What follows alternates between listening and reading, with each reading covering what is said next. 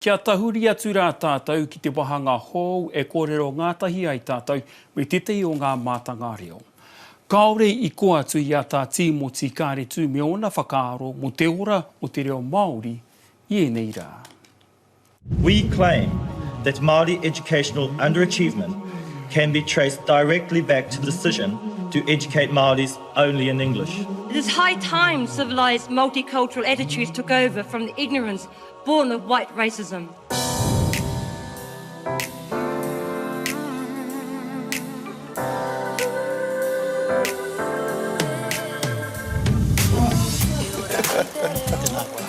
Whakarau, koe anō. Kōrero te hui a ka hungunu. O tāku tino tangi ki au anō, ki au Tūhoe nei. Ko taku tangi nui ko tēnei. I au e tamaki ana mai waikare mana ki te waimana ko tahi te reo, ko te reo Māori. Nō reira, ko e nei iwi pēnei a ka hungunu nei, ngai tahu nei, raukawa nei, I timata mai te kore, ana, e rangatira haere nei, te oro te reo. Ko mātau I timata mai te nui o te reo. Horapa I te rohe, kare reo I tu atu, he hate hai tēnei wā. Ko tōku rohe, ki te tā whakarunga o te rohe pōtai, ko waikare moana, ko kore, te raiwe kōrero Māori. Hara mai ki roto rua tāhuna, ka rita pēra rawa te kaha o reira, ki wai o hau, tai ati ki rua atoki, e pōhe e tia nei. Kei reira te reo, e gari. Ka noa rua atoki te titirua no iaia, ka kite, e.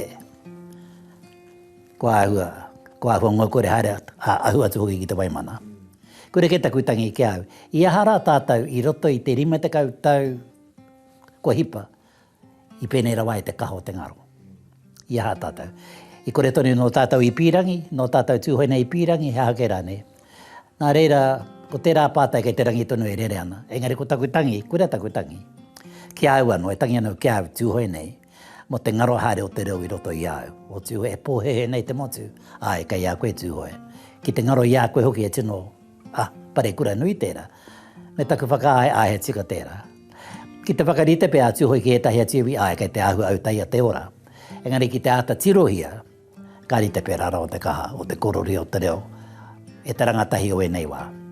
Engari mā te tangi ka aha, ka kore noe o neha, e kore ora mai.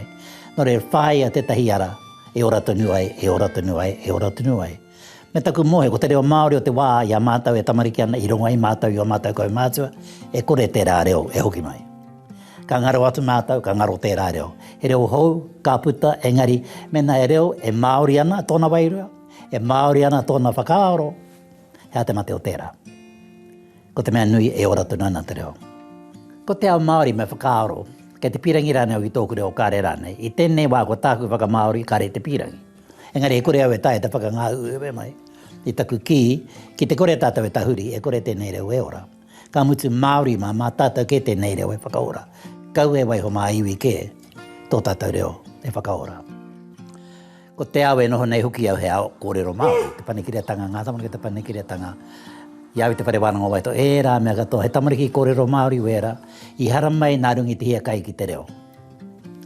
Nā reira ko tāku he whāngai I tērā Mumu. Engari e kore au e whakapau I oku kaha ki ngā mea kāre hara mai.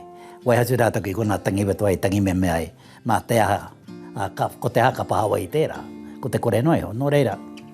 E mautu nanu I tērā whakaaro, I whiu atu au I te rangi nei, ka repi te rere I te tai iwi ko tahi, engari kei ngā Māori nohi ngā tāone, kei rere ke te hia kai ki te reo, kei te hia moi mai ngā wākainga, engari kei ngā tāone ngā Māori e hia kai ana, e kaha ana, tai atu ki te ao haka kei ngā tāone e ora ana, ka re te ora mai ngā wākainga. No re ko rātau kei te kite I te ngaro, me te rongo I te mamai o te ngaro, ko tahuri nei ki te apo ki te whai. Ko tātou kei ngā wākainga te pōhehe a, kei te noha I te wākainga, ko hau kei te tūtakitaki I te ahi o te wākainga, e mura tonu nei te ahi, engari, he raru nui tērā, he raru nui, kuira taku aroha nui, kia au nei, kia ke nei, kia au atuhe, ki taku ka hungunu nei, ko te wā te o te reo ki tēnā I pīrangi mai ai, ka re tae te aukati. Man he pāge te nuinga kei te hara mai runga I tōna hia akati. Pāngai hia atu. Ka kore tāua Māori e pīrangi te hara mai, no wai te he atu I a tāua anō. Kei